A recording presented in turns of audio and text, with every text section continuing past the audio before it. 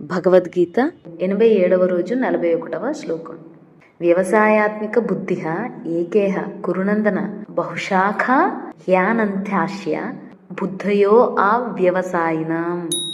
వ్యవసాయాత్మిక బుద్ధి ఏక ఇహ కురునందన బహుశాఖః హి అనంతః చ బుద్ధాయః అవ్యవసాయినాం.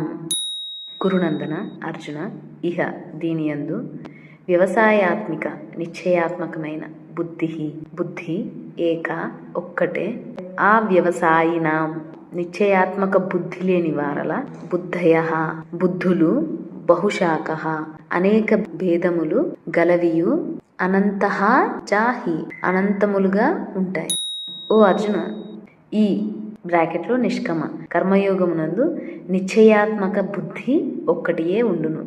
కానీ భోగాసక్తులైన వివేకహీనుల బుద్ధులు చంచలములై ఒక దారి తెన్ను లేక కోరికల వెంట నలువైపులా పరుగులు తీయుచు అనంతములుగా ఉంటాయి.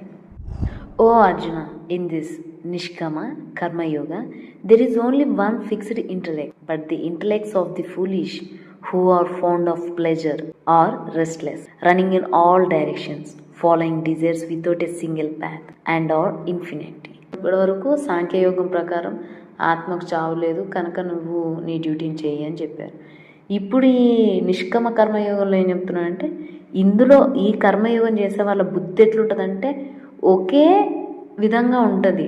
కానీ చాలామంది ఫూలిష్ అయిన ఇంటలెక్ట్స్ ఏం చేస్తారంటే వాళ్ళ మైండ్ ఒకలా ఉండదు. ఈ ప్లెజర్కి కోరికలకి రకరకాల డైరెక్షన్స్లో డిజైర్స్ కోసం వెళ్తూ ఉంటారు, ఎన్నో ప్యాత్లకు వెళ్తారు. అంటే అది అనంతం, వాళ్ళ కోరికలకి ఎండ్ అనేది ఉండదు అని చెప్తున్నారు.